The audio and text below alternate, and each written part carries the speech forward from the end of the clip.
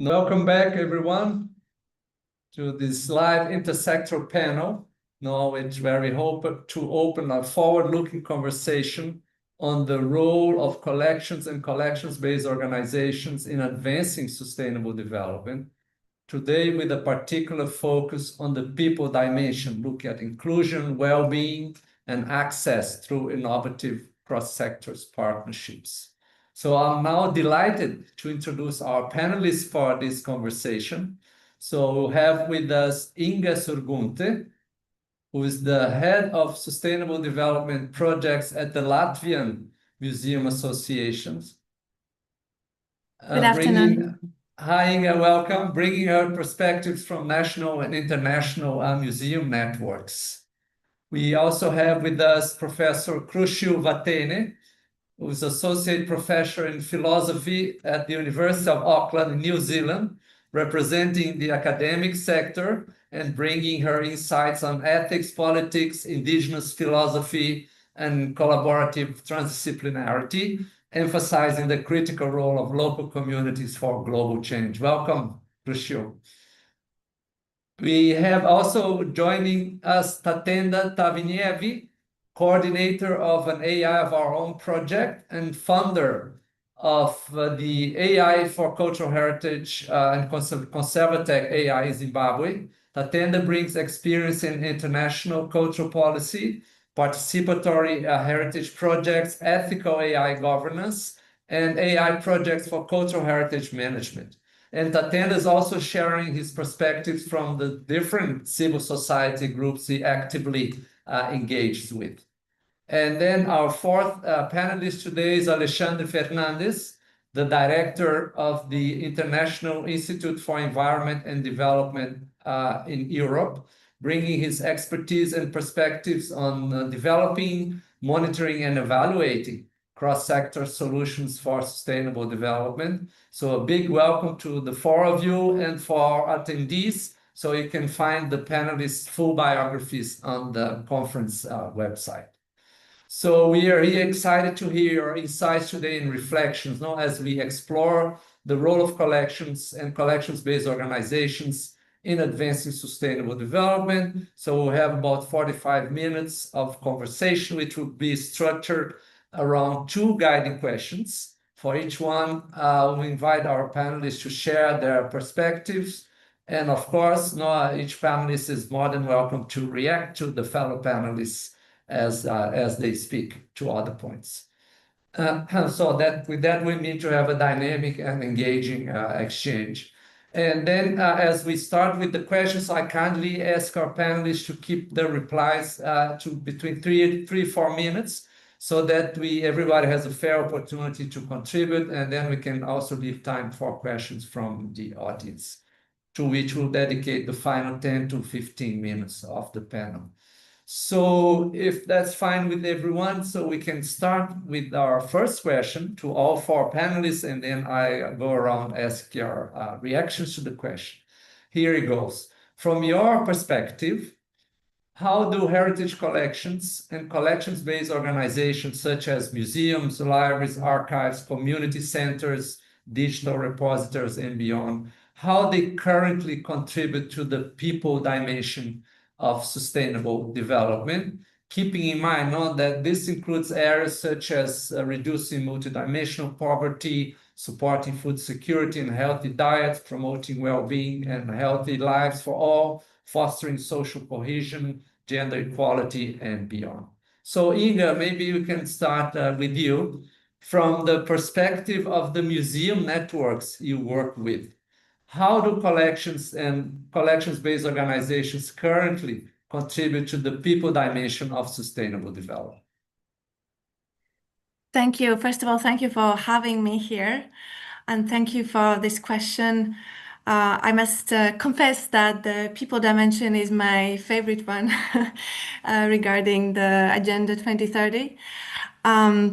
Because I am a true believer in the power of museums to create change for people on individual and on community level, to improve their social health conditions, to support diversity, inclusion, and I think that museums and other collection-based institutions are really, really perfectly positioned to make change in these areas because they are close to the communities, they are very local, very close to their users, and they have a lot of resources.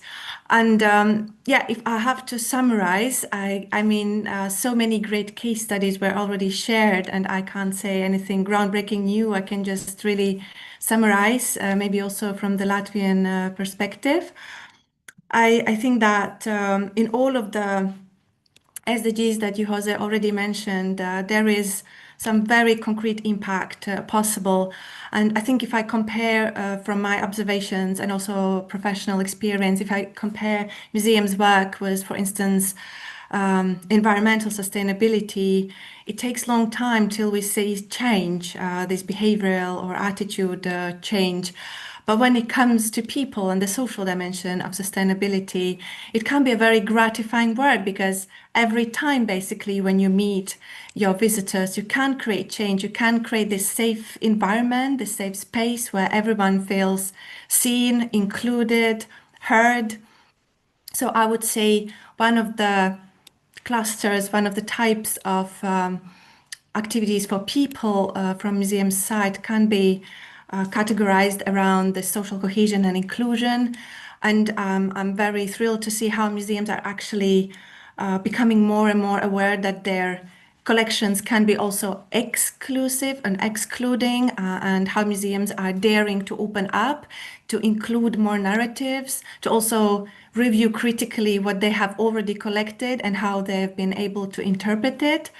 And I think there's a great potential really for this social cohesion, for more peaceful communities, for more close connections on social level, and in the end it gives a more resilient more resilience to the local communities, which is then related to maybe a next cluster of initiatives that can be collected around well-being and health. We know that this meaningful social interaction and bonds are very closely related to mental health and well-being. But we also see that not only socially inclusive projects foster it, but also projects that are directly tackling mental health issues that are really alarmingly bad in all age groups, especially among young people. And we see that many museums decide very consciously to be places for healing, for learning about health literacy, including mental health literacy. There are great and very, very moving projects in war zones where people involved passively or actively in armed conflicts can then heal and rest in museums and with help museums and remember who they are and remember their already mentioned spiritual aspects of well-being through heritage, through belonging.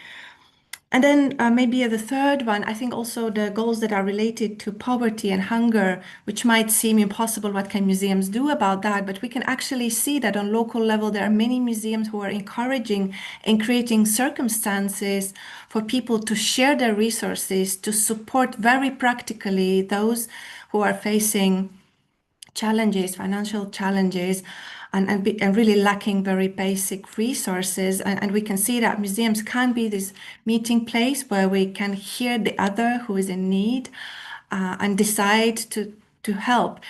And finally, of course, the SDG 4. And when we look at the final, the last 2025 report on sustainable development, we see that challenges still persist in all of these goals, including SDG 4, and museums as lifelong learning institutions that can provide trustworthy and high quality information can support better achievements, better results in this goal as well.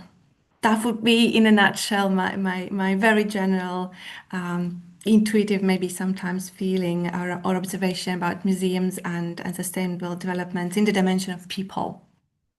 Thank you so much, Inga. And just a reminder for our attendees, if you have questions for the panelists, please write them in the Q&A box. Thank you.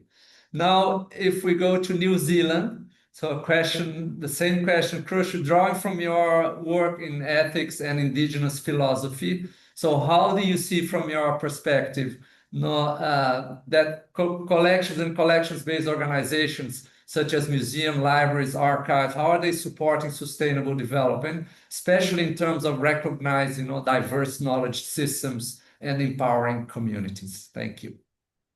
Kia ora tātou, ngā mihi mai o hā kia koutou I tēnei hui. Thanks so much for the invitation. It's been really fascinating to think about this.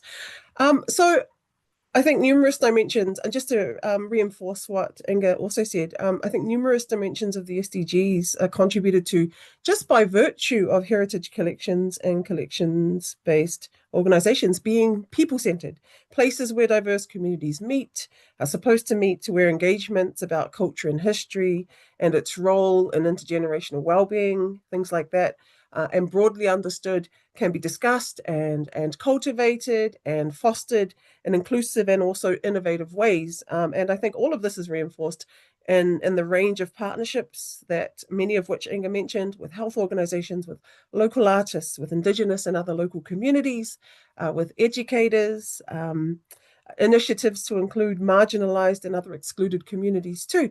But as someone who's interested in diverse philosophical traditions, and Indigenous philosophical traditions in particular, and the way that these philosophies are lived within communities and how they're recognized and represented, I also think that within the context of what we might call sustainable development, these organizations play a central role in helping us to understand and reflect on just what we mean and what we ought to mean by sustainability, by development, and the SDGs and the people-centered role within it.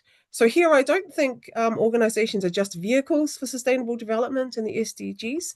Instead, they help us to think about and reflect on the way we talk about these ideas today. They help us to be really mindful of who these ideas are representing and how these ideas can include and represent or exclude cultures and the communities that we're supposed to serve.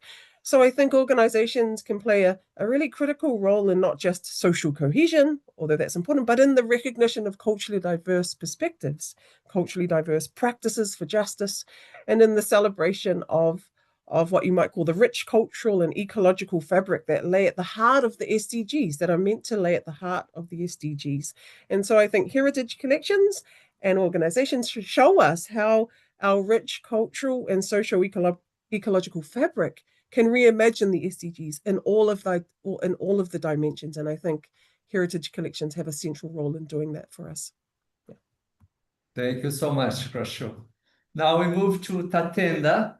Tatenda, from your experience at the intersection of cultural heritage, technology, and civil society, so how do you see collections, and maybe we can throw in, especially in your case, the digital and participatory ones, how they're currently helping reduce inequality, promote inclusion, and support well-being? Thank you. Thank you so much, Jose. I think this is one of the most interesting questions. When you start to think of collections within the realm of humans, of people, and again within the area of technology, I'll just use some examples from my experiences. So, for example, where I am now in Cambodia, we have seen that historically, when the Khmer Rouge wanted to destroy the people of Cambodia, what they did was to destroy the shrines, to destroy the human repositories. So again, when we go back to Africa, when colonization happened, what they did also was to destroy those human repositories. So how do we now position these collections in the present day? So the idea now is collections have been used. I think museums and other institutions, they've tried in as much as possible to engage the people, but to ensure that collections become number one driver of peace. And I'll give an example of Cambodia, where peace has been used or has been achieved through collections. I'll also use an example of what they call the Popana Center, which is here in Cambodia, which is now engaging with indigenous youth to ensure that the collections, they are being used as a vehicle to ensure that there is peace, but also as a vehicle to reinstate the once lost dignity. So within the area of technology, this is also one of the key areas where also the ethics within the, I would say, for example, AI, they are now being shaped by these collections. Different areas or different technological experts that are now trying to use these collections to see how best can they be used to shape the governance and the AI ethics. So I would just say in short, yes, this is where we are, and I think we'll proceed as the conversation goes. Okay, thank you. Thanks, Tatenda, for your insights. Now we move to Alexandre. I think from your vantage point, in sustainable development policy, so how do you see, from your work, being outside of the sector, how do you see collections-based organizations contributing to healthier, more inclusive societies? Are collections in your radar? What does it look like? And then if you could share any existing evidence or examples that demonstrate their impact in relation to the kind of people dimension of sustainable development. Thank you. Yeah, thank you very much, Jose. And first of all, thank you very much for the invitation to be here today. I would like to actually build on the interventions by Inga and others, previous speakers. I'm thinking also particularly in the previous session, interventions by Amy and Claire on the importance of indicators and generating evidence. And I think coming from a MEL perspective, that's something that we're very interested in. And just to pick up on your question also, Jose, on how do we see the evidence popping up to demonstrate the role of collections in terms of the people's dimension for sustainable development. So there is growing evidence on the role of collections in delivering this specific dimension of the SDGs. Several examples have already been mentioned. So this idea of the role of collections and collection-based organizations in terms of public engagement and skills, museums, libraries can build literacy, climate literacy, lifelong learning, and direct links to other SDGs. Also the link and the strong support to health and well-being that was already discussed previously. Also this idea of social prescribing and the links and positive outcomes in terms of mental health. But what we see from a MEL perspective, is that this evidence is still very scattered. So we need more robust evidence for the different SDGs. So some of this evidence covers a couple of them, but what we would like to see from our angle, the MEL perspective, is this: how can we generate more robust evidence to demonstrate the role of collections in contributing to the people's dimension? So I think from our angle, a rigorous methodological processes, MEL systems, indicators, as Claire also mentioned, I think that's key to further strength and to demonstrate the evidence and the impact of these collections. And we've been, together with ICROM and other partners, we've been recently building on the work that ICROM has done, amazing work with the Our Collections Matter. We're building on that work to develop these rigorous methodological processes to generate some of this evidence. We're working in a couple of projects at the European level. Maybe one that I can highlight here is the project called TauChat, which a couple of partners are here today. The project is called Transforming Our World Through Cultural Heritage and Education. And our focus, or one of the goals of the project, is to demonstrate and assess this transformative potential of collections-based organizations through a rigorous methodological approach that we can test and use to scale up to demonstrate these critical role of the collections in achieving the people dimension of the SDGs. So I think there's definitely an emerging field. We're very excited from our angle to bring and to connect these two fields together, and that will hopefully build in much more robust evidence to demonstrate this role of collections. Thanks. Okay, thank you so much. Just for the colleagues in the audience that are not familiar with the terminology, so when you say MEL, so that stands for Monitor, Evaluation, and Learning. So methodologically speaking, which is at the heart of the work you do at IIED. So thank you for all the rich and thoughtful reflections on this first round. So I think it's clear that collections and collections-based institutions are contributing to the people dimension of sustainable development in different and meaningful ways. But at the same time, we recognize that potential might still be under-realized, and in some cases still shaped by legacies of practice that warrant a more critical reflection. The evidence can be still uneven or emerging, but we are working towards that. And there's a growing need to better understand and articulate, I think we can say, how collections can support all these aspects of sustainable development. Now for the next question, so I'd like to shift our focus to the future. So looking ahead now is the focus of the next question, which is, again, looking to the future from your perspective. How can we further strengthen the role and the recognition of collections and collections-based organizations in advancing sustainable development with a special focus on the people dimension? So what kinds of innovative intersectoral partnerships can you envisage? And what would it take concretely to make this happen? So maybe we start with Inga again. Thank you.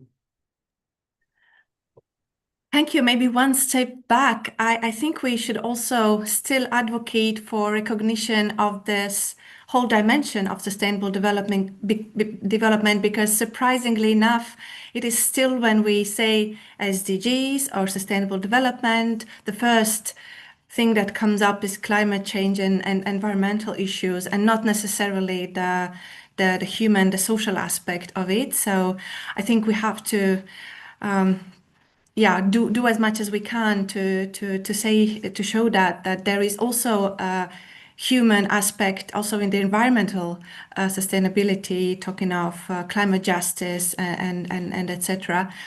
And then when we move to the collection-based organizations, yes, I think we have to be more active in raising visibility and recognition of our contribution to this aspect or this dimension of the sustainable development.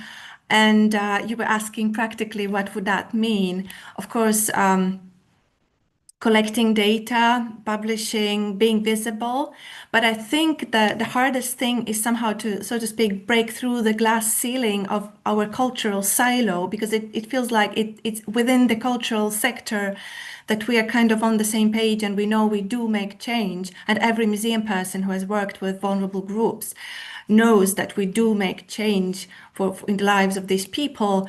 But when we have to communicate with other sectors, it becomes difficult. And then maybe the next thing is really what Alexander was talking about, is being able to present not only stories, but also data, and being equipped with tools to be able to work very strategically, very professionally.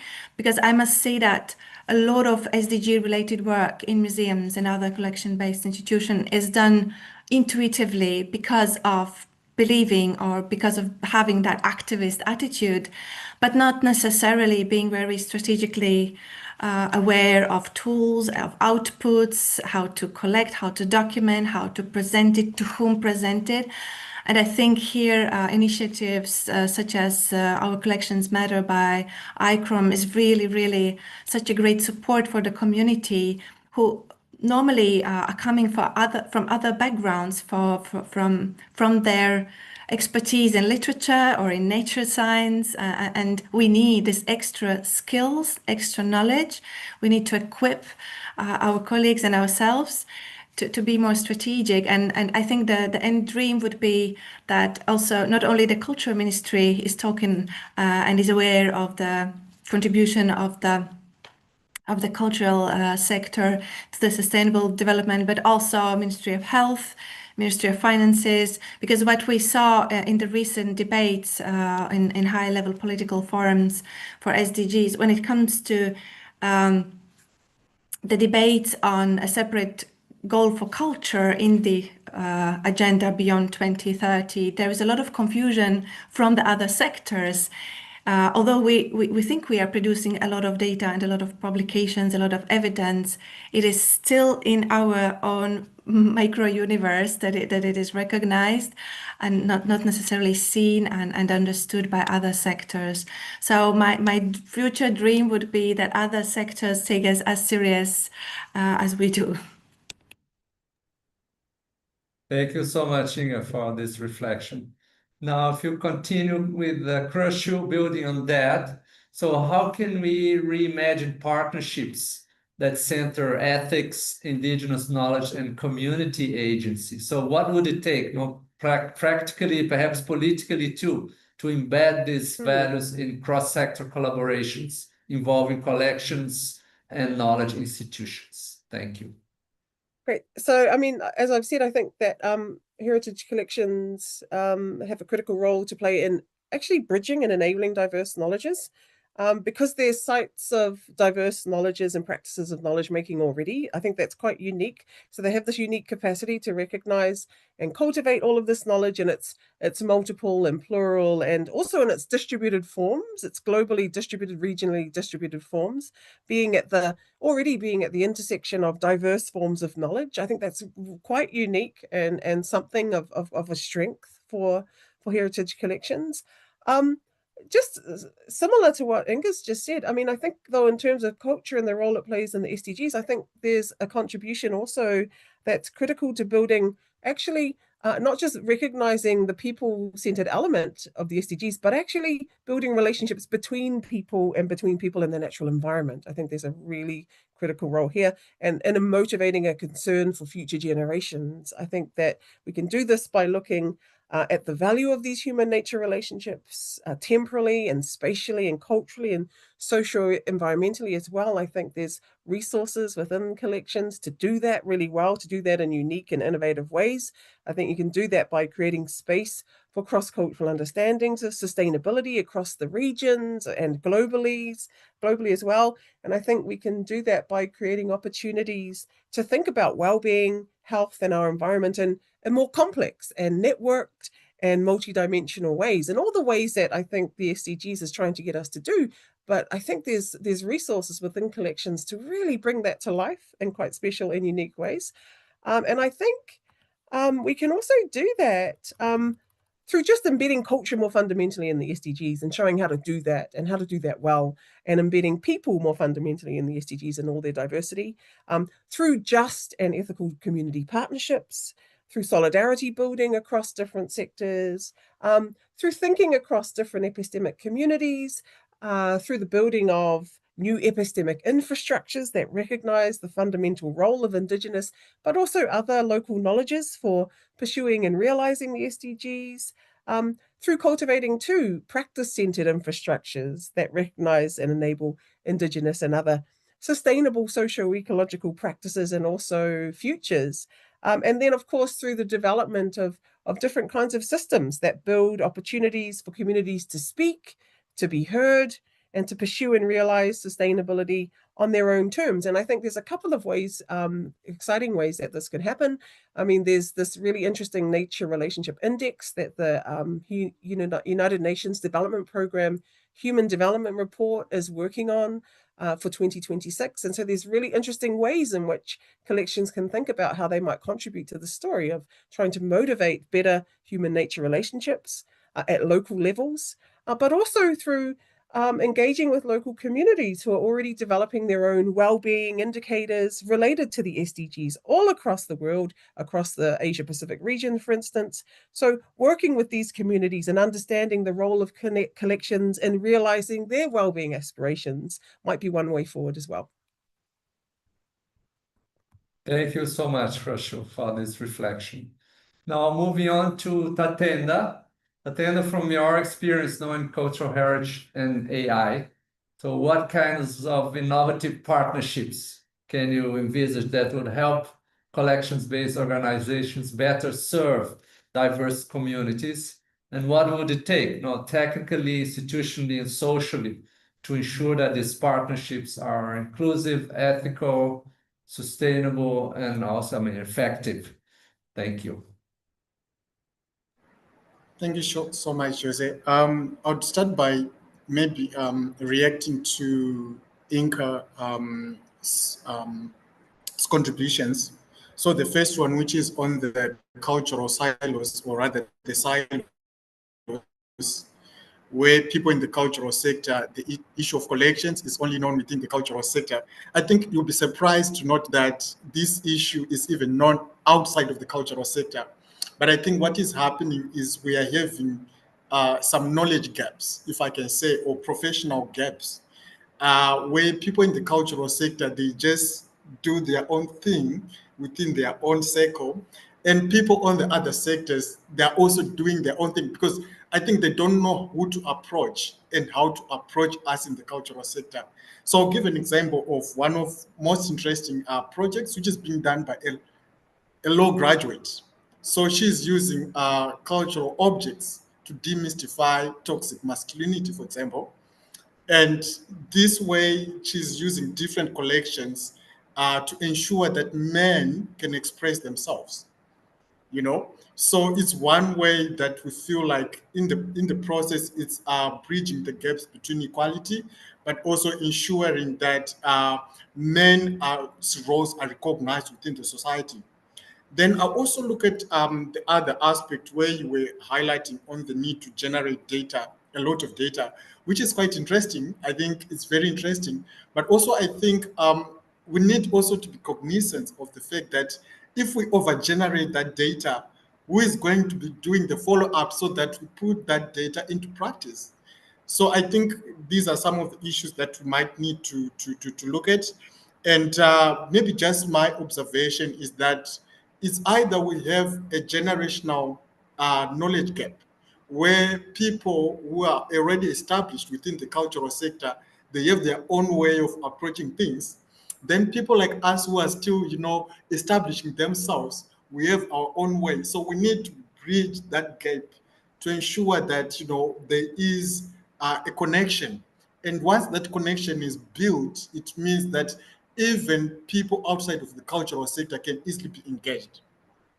So maybe to just come to your question, Jose, is how do we then, see these or envision these partnerships, in building the ethics within technology, ethics within, I would say also there is an issue of data governance. And I think I would also react to that in regards to the issues of having to collect a lot of data. We need also to be cognizant of these factors, issues to do with data governance and data sovereignty. So having to collect a lot of data, we might run the risk of ignoring these elements. So how do we view these partnerships? I would say, number one, from what I've observed within the technological sector, we have some innovative ways which are being developed, but outside of the cultural sector. But while they are being developed outside of the cultural sector, people are doing that. They are cognizant of the fact that we have cultural collections, but they do not have the actual knowledge that we have people in the cultural sector, right? That's the first thing. Then another thing is, while that is the case, we are now having a lot of biases which are being created about collections, because then we have separated the professional from the community. We have separated the technological expert from the community. So I think those are the issues that we need to be looking at to ensure that whilst we are doing what we're doing, we are going back to the community. And when we go back to the community, I don't think we should go back with our predetermined research frameworks. It has to be co-produced. We have to be working together with communities, because they know their data more than us. They know what they want their data to be used for. So it's more like now we are running a risk of us going to the community with what we want to collect, then coming back again and come back to those communities, telling them what to do with their collections. So I think those are the issues that we need to look at. and ensure that we create a balance, if I can say. So within the area of technology, as long as we have that thing, we are going to continue having a lot of biases. We are going to have a lot of misrepresentations of cultural objects within the realm of technology. And I'll tell you that AI, for example, is running at a very fast rate. And if us in the cultural heritage, we don't catch up, we are likely going to lose it. That's how I see it. And I think it requires us now to work together. That's where we look at the SDGs of partnerships. How do we build these inclusive partnerships to ensure that we achieve these goals? So yes, thank you. Thank you so much, Tatenda, for these powerful insights. Lots to think about.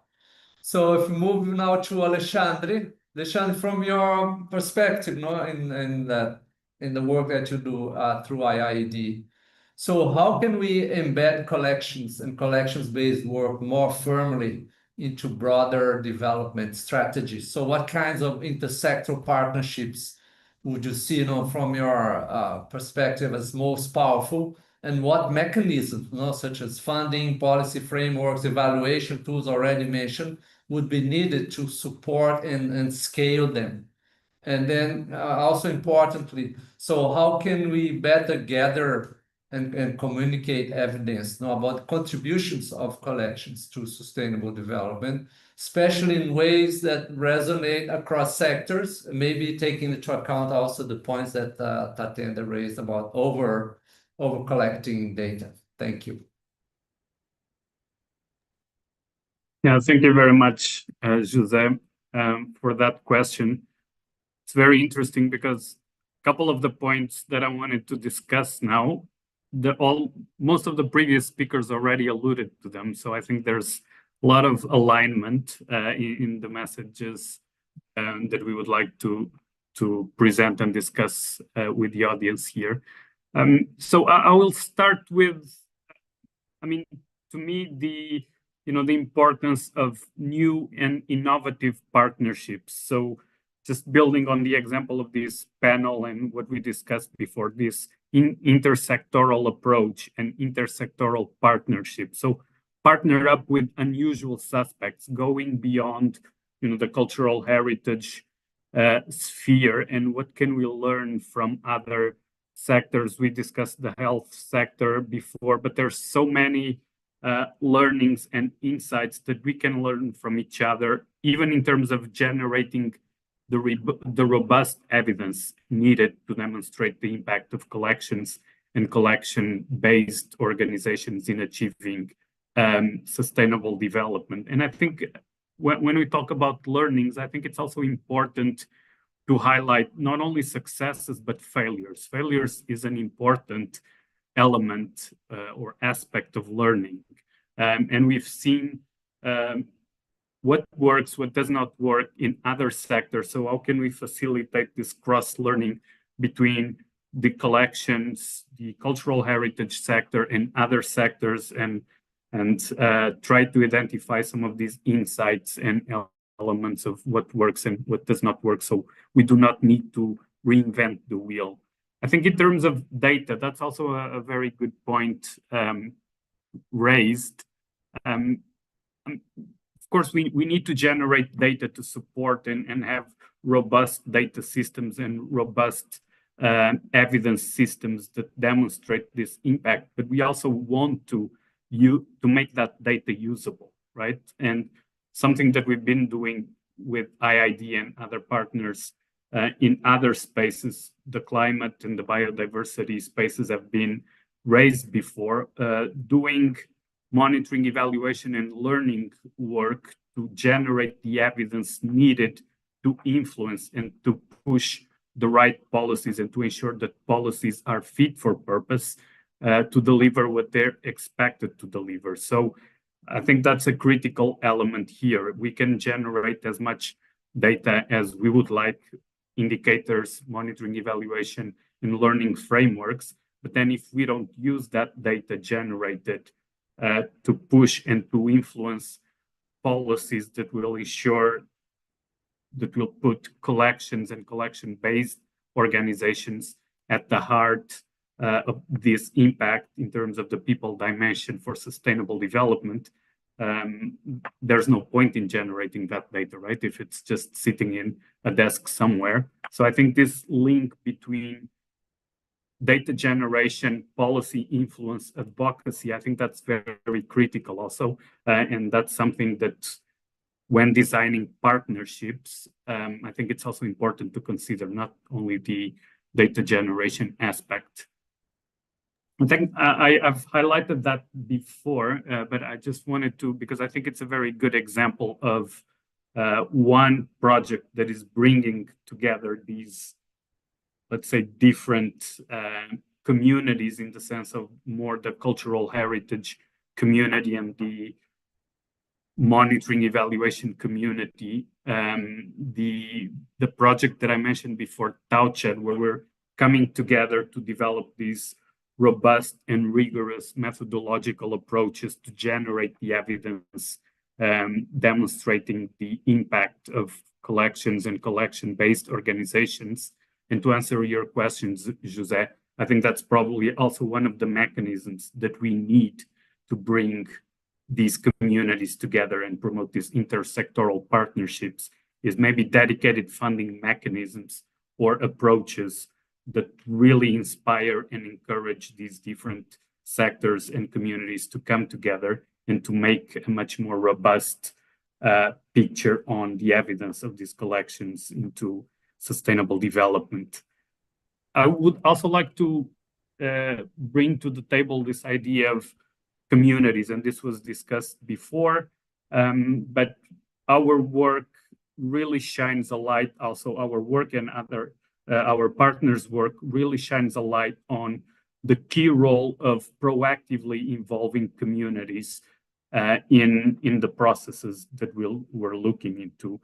So we've been working, just to give you a couple of examples, we've been working with partners around the world on locally led approaches to nature conservation, climate adaptation, and developing the evidence needed to demonstrate the effectiveness of these locally led approaches to some of these challenges.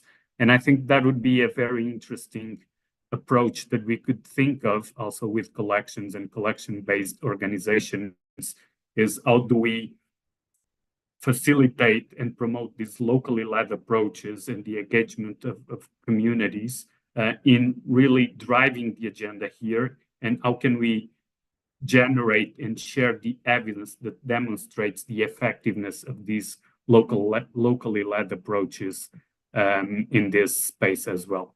So I guess I will stop here, but yeah, my final point is I think the previous points from the previous speakers are very much aligned with this idea of going beyond the glass ceiling and kind of forging unusual partnerships to deliver on this. Thanks. Thank you so much, Alexandre. We all often also speak about going out of our comfort zone, out of the heritage sector bubble. I think it's been reflected here. So we did not receive any questions from the audience, but I wonder if you have questions for your fellow panelists, or if you'd like to say any final remarks before we conclude, Inga. Yes, thank you for giving me a chance. I just wanted to say that as we are maybe to continue a little bit on the topic of data and producing data, I don't want to seem as someone who is really like crazy for making more data. And I think I would rather represent a certain resistance in the cultural sector that also is very real, because there is like, you know, that tension between that requirement for data that are not based on the intrinsic value of culture, but that kind of require translation of that value into the values of other sectors. So we have to translate our actions into health outcomes, environmental outcomes, financial. We have to monetize everything that we want to do. And there is a certain conflict about that. And I'm very aware of that. But I think slowly the collection-based organizations and heritage sector as such is realizing and admitting that it's part of the dialogue If we want to be heard, if we want those real cross-sector collaborations and cross-sector policies, we have to train this ability to produce also that type of data. So my suggestion was coming from that background. Thank you. Krushil, any reactions or final points you'd like to make?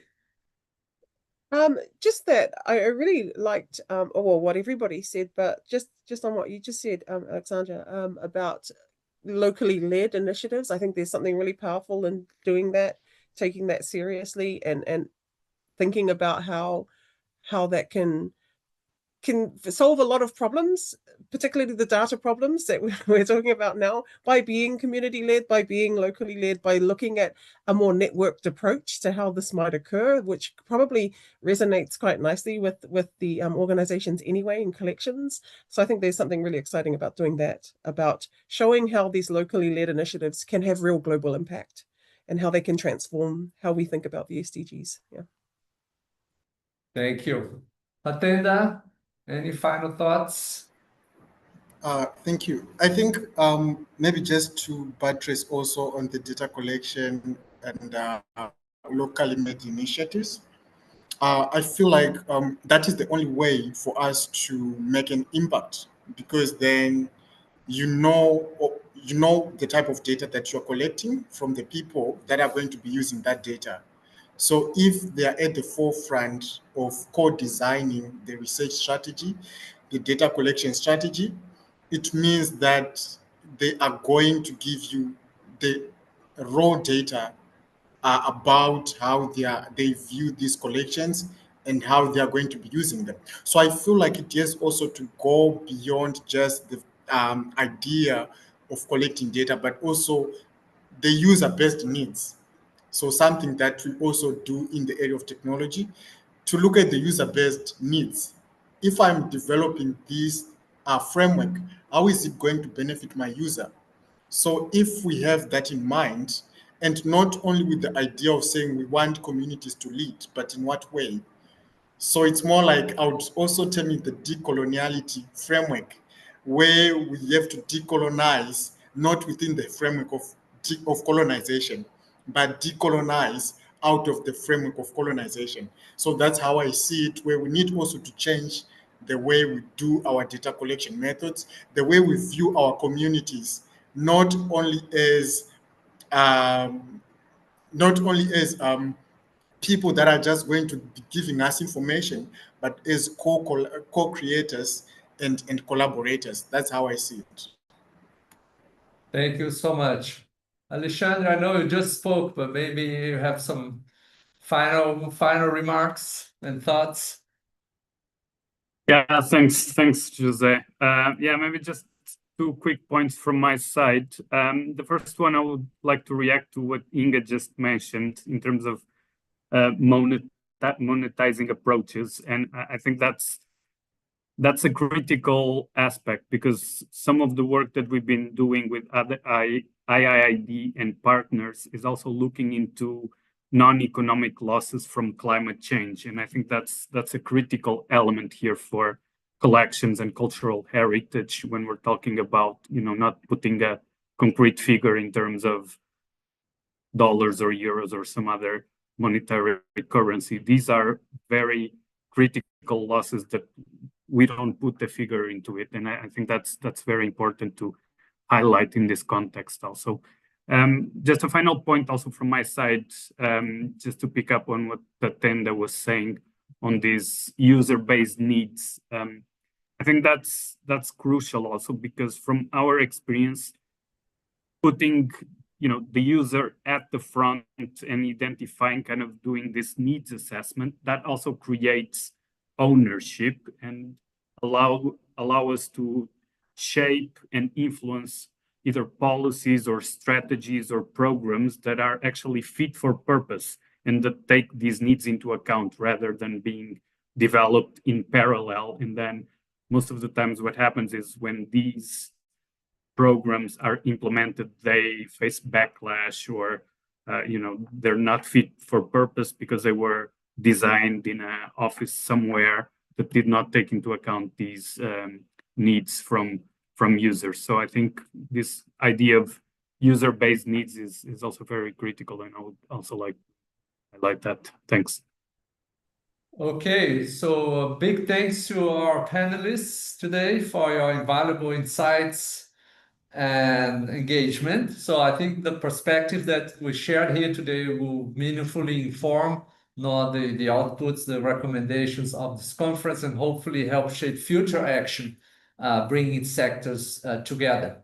I think this, although brief conversation, has been a powerful reminder of the potential of collections to contribute more to sustainable development, especially when we work together with intention and creativity. And we look forward, of course, to continue this dialogue beyond today. So a big thank you.